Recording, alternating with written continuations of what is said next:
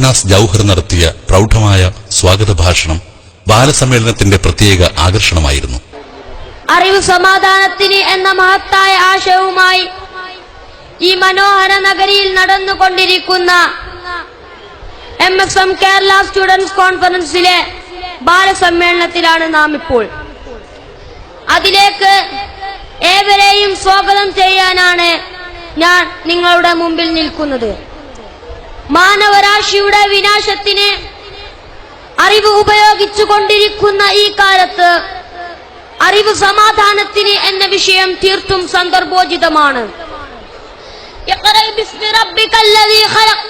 സൃഷ്ടാവായ നിന്റെ രക്ഷിതാവിന്റെ നാമത്തിൽ നീ വായിക്കുക എന്ന ഉദ്ബോധനവുമായി അവതരിച്ച ഖുർആന്റെ അനുയായികളാണ് നാം.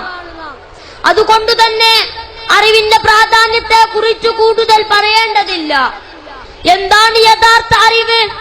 മനുഷ്യന് ആത്യന്തിക വിജയം നൽകുന്ന അറിവ് ഏതാണോ അതാണ് യഥാർത്ഥ അറിവ്. അതായത് അല്ലാഹുവിനെ കുറിച്ചുള്ള അറിവാണ് യഥാർത്ഥ അറിവ്. ഫഅലം അന്നഹു ലാ ഇലാഹ ഇല്ലല്ലാഹ്, നീ അറിയണം അല്ലാഹു അല്ലാതെ ആരാധ്യനില്ല എന്ന്. നബി സല്ലല്ലാഹു അലൈഹി വസല്ലം അറിവുമായി ബന്ധപ്പെട്ട് അല്ലാഹുവിനോട് രണ്ട് തരത്തിലാണ് പ്രാർത്ഥിച്ചിട്ടുള്ളത്. അല്ലാഹുവേ, ഞാൻ നിന്നോട് ഉപകാരപ്പെടുന്ന അറിവ് ചോദിക്കുന്നു എന്നും ഉപകാരപ്പെടാത്ത അറിവിൽ നിന്നും രക്ഷ തേടുന്നു എന്നും. ഇസ്ലാമിക ജ്ഞാനം കൊണ്ട് ഈ ലോകത്തും പരലോകത്തും സമാധാനം ഉണ്ടാവുമെന്നാണ് ഇസ്ലാം നമ്മെ ഓർമ്മപ്പെടുത്തുന്നത്. എന്ന് വച്ചാൽ മറ്റു വിജ്ഞാനങ്ങൾ നേടുന്നതിന് ഇസ്ലാം എതിരാണ് എന്നതിനർത്ഥമില്ല. മറിച്ച് സൃഷ്ടാവിനെ അറിയാതെ ഭൗതികമായി എത്ര ഉന്നത വിദ്യാഭ്യാസം നേടിയാലും അത് അപൂർണമായിരിക്കും. ഹൈഡ്രജനും ഓക്സിജനും 2:1 എന്ന അനുപാതത്തിൽ കൂടിച്ചേരുമ്പോൾ വെള്ളമുണ്ടാകുമെന്നത് ശാസ്ത്ര പാഠപുസ്തകങ്ങളിൽ നിന്ന് ലഭ്യമാകുന്ന അറിവാണ്.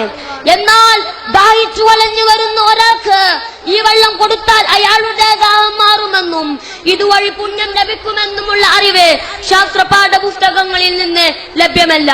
ശാസ്ത്ര സാങ്കേതിക രംഗത്ത് വമ്പിച്ച മുന്നേറ്റങ്ങൾ നേടിയ ഒരു കാലത്താണ് നാം ഇപ്പോൾ ജീവിക്കുന്നത്. ഒരൽപ്പം വിജ്ഞാനം നേടുമ്പോഴേക്ക്, എന്തെങ്കിലും ഒരു നേട്ടം കരഗതമാവുമ്പോഴേക്ക് സൃഷ്ടാവിനെ വെല്ലുവിളിക്കുകയും തള്ളിപ്പറയുകയും ചെയ്യുന്ന ഒരവസ്ഥയാണ് നമുക്കിന്ന് കാണാൻ കഴിയുന്നത്. ലോകത്ത് ഇന്ന് കാണുന്ന അസമാധാനത്തിനും കുഴപ്പങ്ങൾക്കും കാരണം ഭൗതിക വിജ്ഞാനത്തിന്റെ കുറവല്ല, വിവരമുള്ളവർ തന്നെയാണ് ഇതിന്റെ പിന്നിലെന്ന് വ്യക്തമാണ്. അവൻ നേടിയെടുത്ത വിജ്ഞാനം മറ്റുള്ളവർക്കെതിരിൽ എങ്ങനെ ഉപയോഗിക്കാം എന്ന് ഗവേഷണം ചെയ്തുകൊണ്ടിരിക്കുകയാണ് മനുഷ്യർ. മനുഷ്യ ചരിത്രത്തിലെ ഏറ്റവും വലിയ ദുരന്തങ്ങളായിരുന്നു 1ഉം 2ഉം ലോകമഹായുദ്ധങ്ങൾ. 1ാം ലോകമഹായുദ്ധത്തിൽ കൊല്ലപ്പെട്ടതിന്റെ എത്രയോ മടങ്ങ് ആളുകളാണ് 2ാം ലോകമഹായുദ്ധത്തിൽ കൊല്ലപ്പെട്ടത്. കാരണം ഈ 2 ലോകമഹായുദ്ധങ്ങൾക്കിടയിൽ ശാസ്ത്ര സാങ്കേതിക രംഗത്ത് മനുഷ്യർ ഒരുപാട് പുരോഗമിച്ചിരുന്നു.